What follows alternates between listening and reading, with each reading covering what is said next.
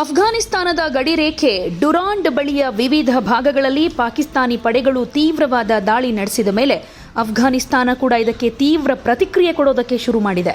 ಪ್ರತೀಕಾರದ ಕಾರ್ಯಾಚರಣೆಗಳಿಗೆ ಸಿದ್ಧತೆಗಳು ಕೂಡ ನಡೀತಾ ಇವೆ. ಪಾಕಿಸ್ತಾನದ ಮೇಲೆ ದಾಳಿಗೆ ತಾಲಿಬಾನ್ ಆತ್ಮಹತ್ಯಾ ದಳ ಈಗ ಪೂರ್ಣ ಪ್ರಮಾಣದಲ್ಲಿ ಸಜ್ಜಾಗಿದೆ ಅಂತ ತಾಲಿಬಾನ್ನ ಉಪವಕ್ತಾರ ಹಮ್ದುಲ್ಲಾ ಫಿತ್ರಾಟ್ ಘೋಷಣೆ ಮಾಡಿದ್ದಾರೆ. ಪಾಕಿಸ್ತಾನ ಸೇನೆಯು ಅಫ್ಘಾನ್ನ ಪ್ರಮುಖ ನಗರಗಳಲ್ಲಿರೋ ತಾಲಿಬಾನ್ ಸರ್ಕಾರಿ ಕೇಂದ್ರಗಳ ಮೇಲೆ ಬಾಂಬ್ ದಾಳಿ ನಡೆಸಿದ ಮೇಲೆ ಅಫ್ಘಾನಿಸ್ತಾನ ರೊಚ್ಚಿಗೆದ್ದು ಈ ಘೋಷಣೆಯನ್ನು ಮಾಡಿದೆ. ಅಫ್ಘಾನಿಸ್ತಾನ ಮತ್ತು ಪಾಕಿಸ್ತಾನ ನಡುವಿನ ಘರ್ಷಣೆಯನ್ನ ಇಸ್ಲಾಮಾಬಾದ್ ಮುಕ್ತ ಯುದ್ಧ ಅಂತ ಕರೆದಿದೆ. ಗಡಿಯುದ್ದಕ್ಕೂ ಅನೇಕ ವಲಯಗಳಲ್ಲಿನ ತಾಲಿಬಾನ್ ಪೋಸ್ಟ್ಗಳು, ಪ್ರಧಾನ ಕಚೇರಿಗಳು ಮತ್ತು ಮದ್ದುಗುಂಡು ಡಿಪೋಗಳ ಮೇಲೆ ಪಾಕಿಸ್ತಾನ ವಾಯು ಹಾಗೆ ನೆಲದ ಮೇಲೆ ದಾಳಿ ನಡೆಸುವುದಾಗಿ ತಿಳಿಸಿದೆ. ಪಾಕಿಸ್ತಾನದ ಘೋಷಣೆಯ ನಂತರ ಅಫ್ಘಾನಿಸ್ತಾನ ತನ್ನ ತಾಲಿಬಾನ್ ಆತ್ಮಹತ್ಯಾ ದಳವನ್ನ ರೆಡಿ ಮಾಡ್ತಾ ಇದೆ. ಇದರ ಬಗ್ಗೆ ಅಫ್ಘಾನಿಸ್ತಾನದ ನಂಗರ್ಹಾರ್ನ ಸರ್ಕಾರಿ ಮಾಧ್ಯಮ ಸಂಸ್ಥೆ ಬಖ್ತರ್ ಸುದ್ದಿ ಸಂಸ್ಥೆ ಆತ್ಮಹತ್ಯಾ ದಾಳಿಕೋರರ ಬೆಟಾಲಿಯನ್ ಅಂತ ಹೇಳಲಾದ ಚಿತ್ರವನ್ನೂ ಹಂಚಿಕೊಂಡಿದೆ. ಅಫ್ಘಾನಿಸ್ತಾನ ಮತ್ತು ಪಾಕಿಸ್ತಾನದ ನಡುವಿನ ಘರ್ಷಣೆಯಲ್ಲಿ ಎರಡೂ ರಾಷ್ಟ್ರಗಳಿಗೂ ಭಾರೀ ನಷ್ಟವಾಗಿದೆ.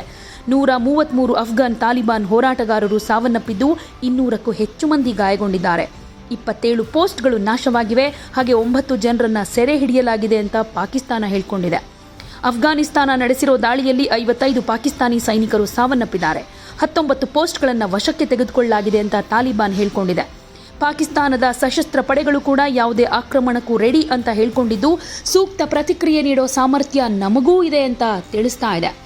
ಕಾಬೂಲ್ ಪಾಕಿಸ್ತಾನದ ಒಳಗಡೆ ದಾಳಿ ನಡೆಸೋ ಉಗ್ರರಿಗೆ ಆಶ್ರಯ ನೀಡಿದೆ ಅನ್ನೋ ಇಸ್ಲಾಮಾಬಾದ್ನ ಆರೋಪವನ್ನ ತಾಲಿಬಾನ್ ತಳ್ಳಿ ಹಾಕಿದೆ. ಇದು ಪಾಕಿಸ್ತಾನದ ಭದ್ರತೆಯ ಆಂತರಿಕ ಸಮಸ್ಯೆ ಅಂತ ಹೇಳಿಕೊಂಡಿದೆ.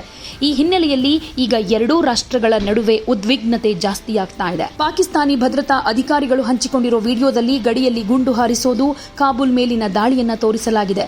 ಇನ್ನೊಂದು ವಿಡಿಯೋದಲ್ಲಿ ಕಟ್ಟಡವೊಂದು ಬೆಂಕಿಗೆ ಆಹುತಿಯಾಗಿರುವುದನ್ನು ಕೂಡ ತೋರಿಸಲಾಗಿದೆ. ಪಕ್ತಿಯಾ ಪ್ರಾಂತ್ಯದಲ್ಲಿರೋ ತಾಲಿಬಾನ್ ಪ್ರಧಾನ ಕಚೇರಿಯಾಗಿದೆ ಇದು ಅಂತಾನೂ ಹೇಳಲಾಗ್ತಾ ಇದೆ. ಒಟ್ನಲ್ಲಿ ನೀನಾ ನಾನಾ ಅನ್ನೋ ರೀತಿಯಲ್ಲಿ ಎರಡೂ ರಾಷ್ಟ್ರಗಳು ಯುದ್ಧಕ್ಕೆ ತಯಾರಾಗಿ ನಿಂತಿವೆ.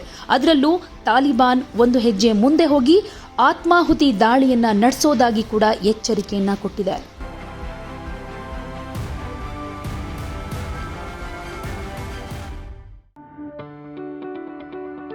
ಯಾವುದೇ ಸುದ್ದಿಯ ಅಪ್ಡೇಟ್ ಅನ್ನ ಮಿಸ್ ಮಾಡ್ಕೊಳ್ಬಾರ್ದು ಅಂದ್ರೆ ಈಗ್ಲೇ ಒನ್ ಇಂಡಿಯಾವನ್ನ ಸಬ್ಸ್ಕ್ರೈಬ್ ಮಾಡಿ. ನಿಮಗೆ ಬೇಕಾದ ಭಾಷೆಯಲ್ಲಿ ಎಲ್ಲಾ ಸುದ್ದಿ ತಿಳಿಬೇಕು ಅಂದ್ರೆ ಒನ್ ಇಂಡಿಯಾ ಆಪ್ ಅನ್ನ ಡೌನ್ಲೋಡ್ ಮಾಡ್ಕೊಳ್ಳಿ.